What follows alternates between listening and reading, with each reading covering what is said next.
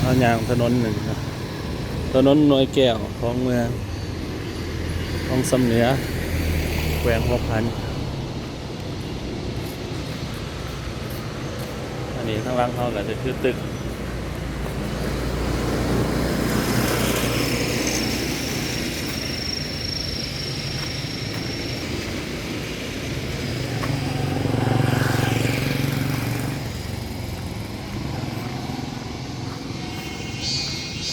คือคนเห็น16 สันเนาะ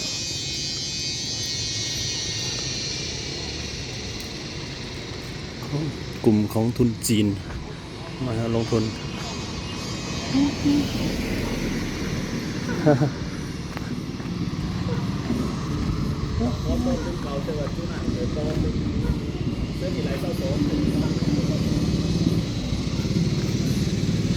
เรื่องทางลังก็จะเนาะ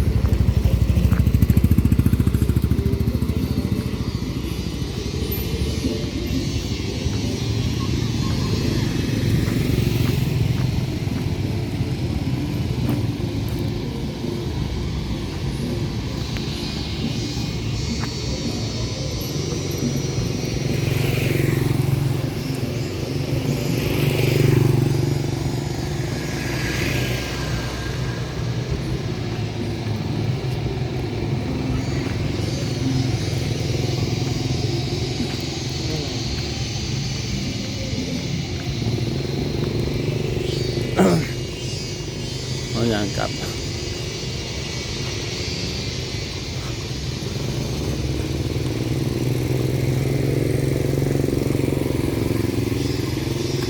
นี่เนื้อหอวัฒนธรรมเนาะของแขวง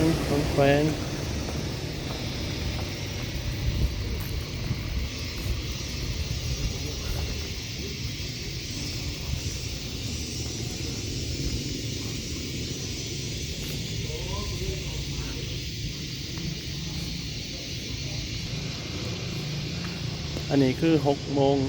สิเขา7 โมงแล้วได้ยังบ่ทันคำ6 โมง 42 นาทีเนาะ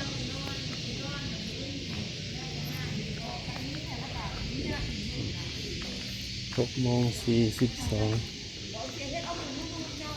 ตัวนี้จะเป็นตึกเจันทร์สิสุกยังบ่ทันมาเถื่อ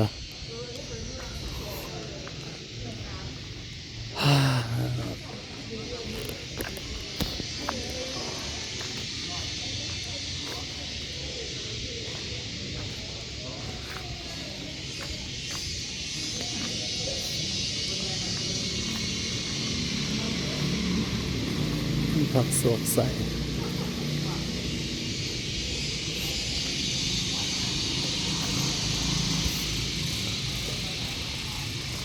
มันเสร็จโดนแล้วบ่เนี่ยอันนี้ว่าจานนำซ้ำมันบ่เนี่ย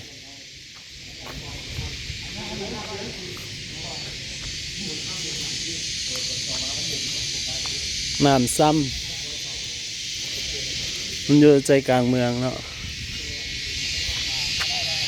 อาจจะย่างไปเบิ่งน้ำซ้ำช่วงนี้น้ำก็ไหลเชี่ยว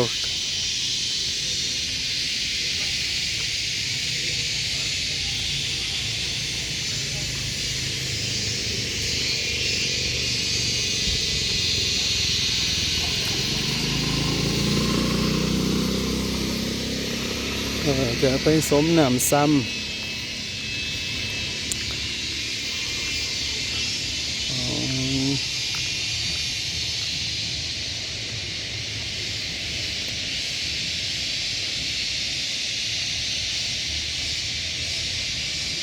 นี่นะ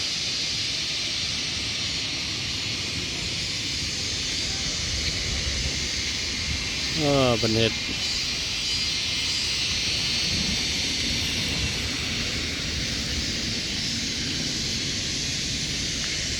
ช่วงนี้ฝนตกทางเหนือกับน้ำมันจะเลยเชี่ยวกรากหน่อยนึงไหลแห้งเอาพักส่วนนี้เนาะห้องแฮม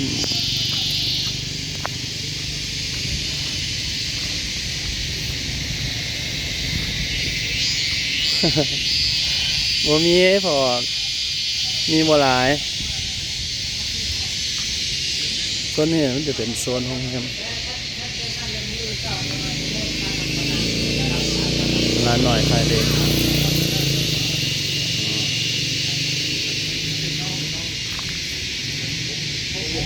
ตัวนี้มีแต่โซนห้องแฮมเพื่อนพัก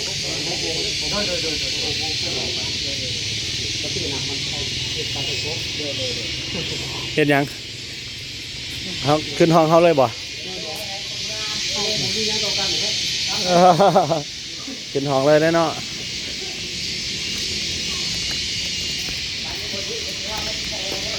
ห้องประธานมันก็พักน้ำห้องล้างหนีกันได้เนาะอันลุงพอวันที่ไปดูนะน่าจะเป็นห้องแฮมล้างหนี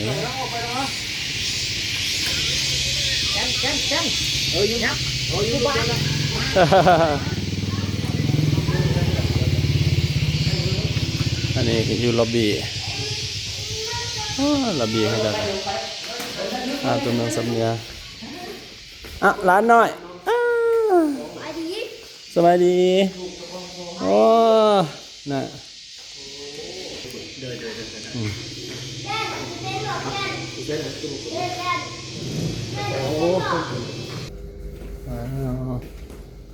ออกจากลิฟต์แล้วเบิ่งวิวนี่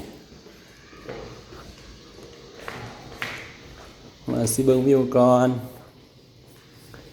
วิวยามกลางคืนอยู่นี่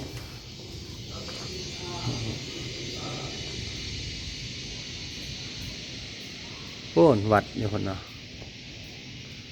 วัดเลยโพ้นวัด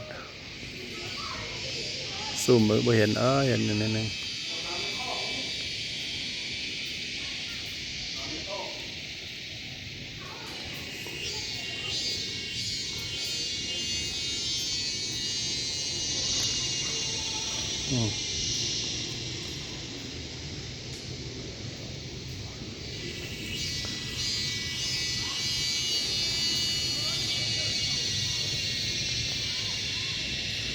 โรงแรมตัวนี้ถ้าสร้างเสร็จแล้วก็จะสูงกว่าโม16 สัน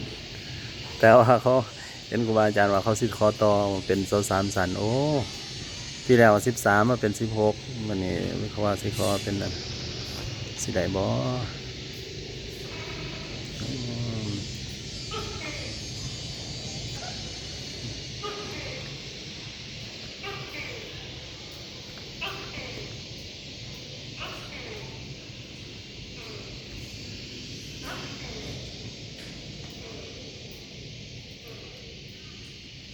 อาจารย์โมเห็นบ่เห็นอันบ่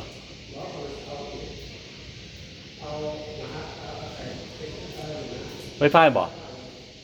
เอามันมีอยู่ในห้องอาจารย์โนแมนบ่มันมีอยู่ในห้องเด้บ่มีเจียอยู่ทางในฮะอาจารย์ลองเปิดเบิ่ง